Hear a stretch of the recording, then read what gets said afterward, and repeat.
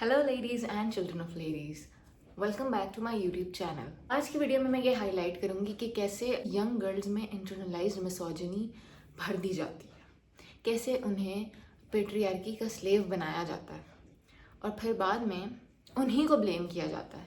मैं ये वीडियो इसलिए बना रही हूँ ताकि लोगों को बता सकूँ कि इंटरनलाइज्ड मिसोजिनी आती कहाँ से है और इसी इंटरनलाइज्ड मिसोजिनी की वजह से कैसे लड़कियां अपनी ज़िंदगी में से मेन को डिसेंटर नहीं कर पा रही, अपनी पूरी ज़िंदगी वो मर्दों के अराउंड रिवॉल्व कर लेती हैं और फिर इसी वजह से वो अपने आप को खो देती हैं, उन्हें अपनी वैल्यू भी नहीं पता होती। सबसे पहली बात, जैसे ही एक छोटी बच्ची पैदा होती है तो पूरी सोसाइटी बोलेगी कि कुछ नहीं होता, अल्लाह भाई भी देगा, इस तरह की बातें, डोंट वरी, तुम्हारे बेटे भी हो जाएंगे, उस मदर को बोला जाता है जिसकी बच्ची पैदा होती है।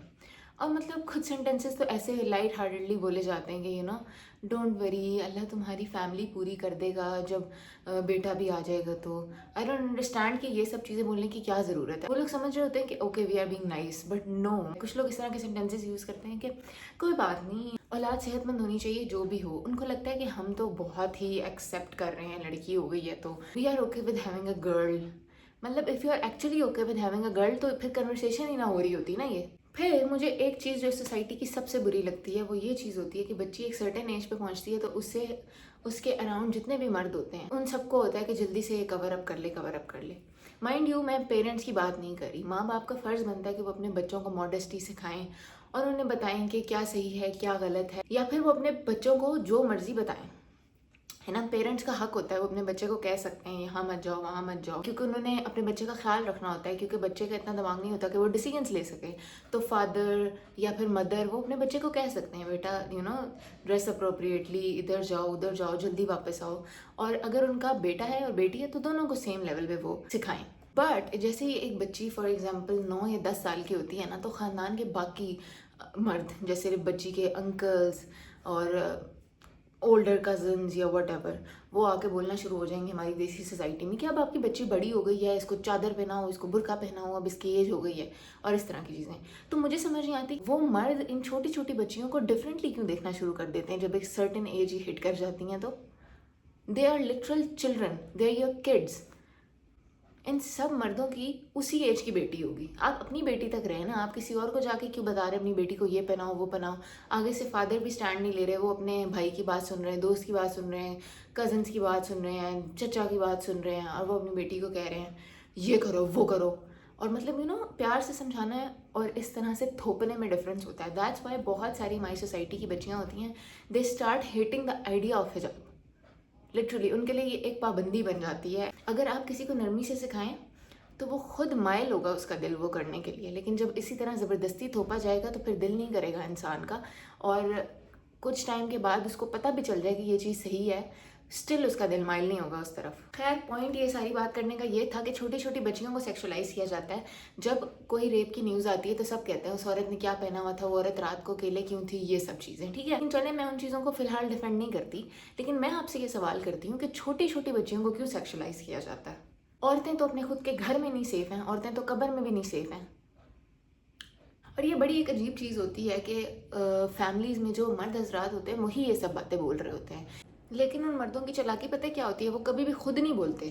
ठीक है, वो किसी औरत के कंधे पे रख के बंदूक चलाते हैं। ठीक है, वो अपनी बीवी को बोलेंगे कि मेरी बेटी को कहो कल से ये पहने वो पहने। स्मार्टली ये लोग औरतों को यूज़ करते हैं, ठीक है, और फिर बाद में बोल देते हैं कि औरत ही औरत की दुश्मन है। आपने उस औरत के लिए कोई ऑप्शन ही नहीं छोड़ा। आपने उस औरत को बोला अपनी बेटी को दुपट्टा पहना, नहीं तो मैं तुझे छोड़ दूंगा। तो फिर वो क्या करेगी? जैसे ये मत करो तुम्हारा बाप क्या बोलेगा, वो मत करो तुम्हारे चचा क्या बोलेंगे। पर अजीब सी हमारी देसी सोसाइटी में ये कैंसर है कि मतलब छोटी छोटी लड़कियां होंगी 12 13 14 साल की, उन्हें कहा जाएगा कि जल्दी करो दुपट्टा पहनो, बाप आ गया। बाप है वो उसका, लिटरल बाप है वो, उसके सामने बिना दुपट्टा पहने भी जा सकती है।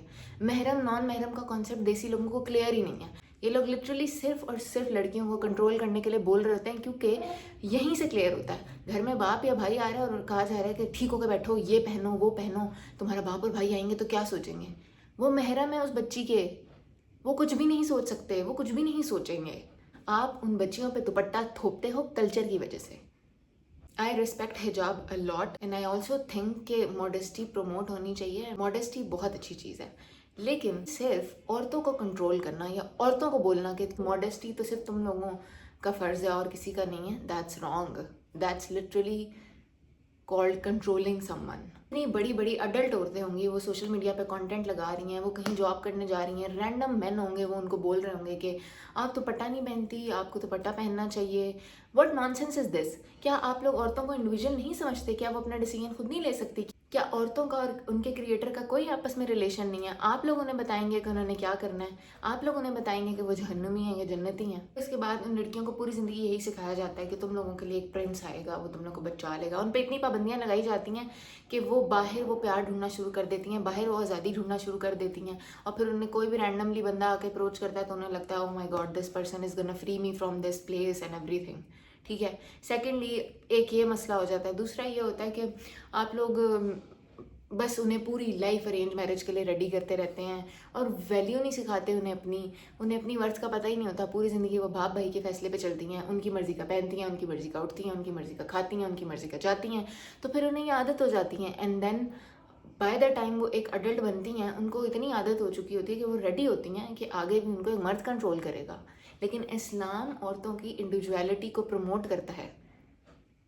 एक औरत अकेले में भी ज़िंदगी गुजार सकती है, उसके बाद उनका हस्बैंड भी उनको कंट्रोल करता है। जितनी भी लड़कियां मेरी वीडियो देख रही हैं, please decentre man, you have to decentre man. And by decentring I don't mean that you don't love your partner, your father, your brother. No, it's not like that. You can love someone and still choose your peace, still make your own decisions. दो realities एक साथ exist कर सकती हैं। ठीक है, D centering man का मतलब ये होता है कि सबसे पहले आप अपने आप को इस तरह मेंटली प्रिपेयर करें कि आप मर्दों के अप्रूवल के पीछे ना भागें। मैं ये चीज़ करूँगी तो मेरा बाप खुश होगा, मैं ये चीज़ करूँगी तो मेरा भाई खुश होगा, मैं ये चीज़ करूँगी तो मेरा शौहर खुश होगा। No, love them, show up for them, be kind to everyone, but किसी और की खुशी के लिए अपनी ज़िंदगी तबाह मत करें। जहाँ अब्बू कहेंगे मैं वहाँ शादी कर लूँगी, नो।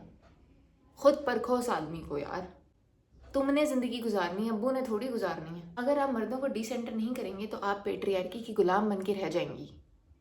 ठीक है, और पेट्रियार्की के गुलाम क्या करते हैं? उन्हें लगता है कि मेरी शादी होगी तो ही मुझे इज्जत मिलेगी, उन्हें लगता है मेरी बच्चे होंगे तो ही मुझे इज्जत मिलेगी, मेरा बेटा होगा स्पेसिफिकली तो ही मुझे इज्जत मिलेगी, मैं किसी के घर जहेज लेके जाऊंगी तो ही मुझे इज्जत मिलेगी।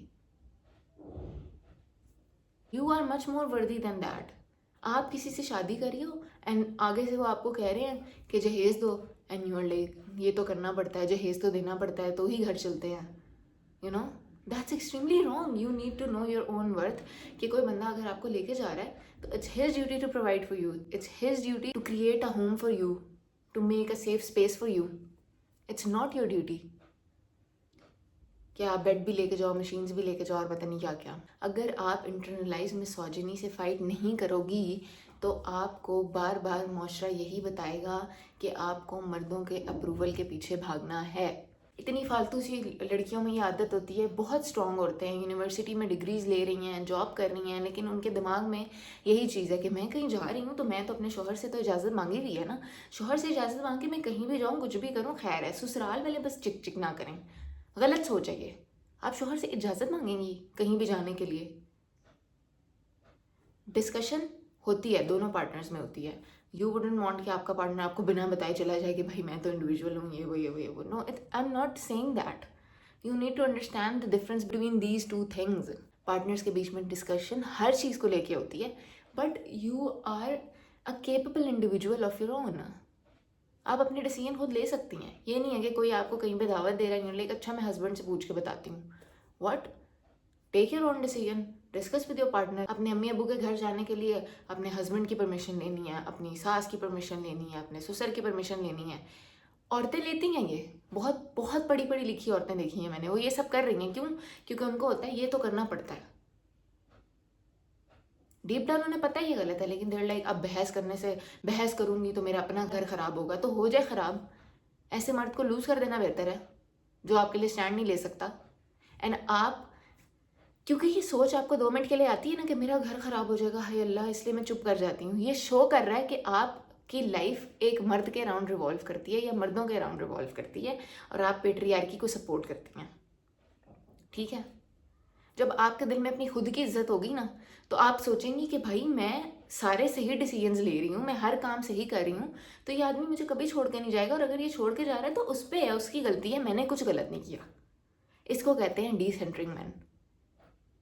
इसमें आपने कुछ भी गलत नहीं किया, सब स्टेप्स आपने ठीक लिए हैं। आपने अपने इंडिविजुअल डिसीजंस खुद लिए हैं, अपने पार्टनर से डिस्कस किए हैं, आप अपने पार्टनर के साथ काइंड भी हैं, रिस्पेक्टफुल भी हैं, लविंग भी हैं, आपने कोई लड़ाई भी नहीं की है।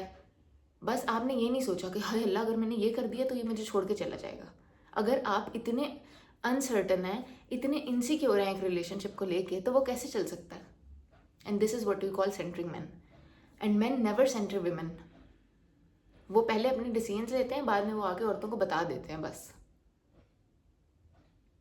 तो आप भी इंडिविजुअल हैं, आप भी सेम चीज़ कर सकती हैं, लेकिन आप क्योंकि बचपन से आपके अंदर मिसोजिनी इंस्टिल कर दी गई है, बचपन से आपको बताया गया है कि कोई और आपको कंट्रोल करेगा, आपकी बॉडीली ऑटोनॉमी भी अपनी नहीं है, इस वजह से आपको आदत हो गई है। और ये आदत ख़त्म करें। जितने भी लोग ये वीडियोस देख रहे हैं, अगर एक ये मिडिल एज औरत वीडियो देख रही है जिसके यंग बच्चे हैं, ठीक है, मैं आपसे कहना चाहती हूँ कि please work on your self, अपने ऊपर काम करें, ठीक है। अपनी बेटी, अपनी बहुओं की ज़िंदगी मुश्किल ना बनाएं। उनको ना बोलें कि ये करो तो मुझसे पूछो, अपने ससुर से पूछो। उनको इंडिविजुअल समझें, उन्होंने इतनी इतनी डिग्री ली हुई है। प्लीज़ आप उन पर इस तरह कंट्रोल ना करने की कोशिश करें उनको। प्लीज़ प्लीज़ प्लीज़ समझें आप इस बात को। आपने पूरी ज़िंदगी अपने माँ बाप को खुश किया, ससुराल वालों को खुश किया, आपको कुछ मिला? तो आप अपनी बहू के साथ सेम चीज़ क्यों कर रही हैं? आप अपनी बेटी के साथ सेम चीज़ क्यों कर रही हैं? आप अपनी बेटी को सिर्फ क्यों कह रही हैं कि रात को जल्दी घर वापस आया करो, और बेटे को क्यों नहीं कह रही? मैं इस तरह की बहुत वीडियोस बनाती हूँ, मेरे चैनल को सब्सक्राइब कर लें। मेरा मकसद यही है कि मैंने छोटी छोटी बच्चियों को प्रोटेक्ट करना है, मैंने औरतों को प्रोटेक्ट करना है। बेशक उन औरतों में इंटरनलाइज्ड मिसोजिनी हो, मैंने उनको भी प्रोटेक्ट करना है, क्योंकि वो भी पेट्रियार्की की विक्टिम है। मैं ये नहीं कहूँगी कि इंटरनलाइज मिसोजिनी वाली औरतें भाड़ में जाएं। एंड जब हम पेट्रियार्की से लड़ने के रास्ते पे निकलते हैं तो हमें इंटरनलाइज मिसोजिनी वाली औरतों से सबसे पहले फाइट करना पड़ता है, और बहुत दुख होता है। लेकिन स्टिल मैं ऐसी औरतों को भी प्रोटेक्ट करूँगी, क्योंकि मेरे लिए सब औरतों का तहफ़्फ़ुज़ बहुत अहम है। Thank you so much for watching. Subscribe कर लीजिएगा। Bye bye.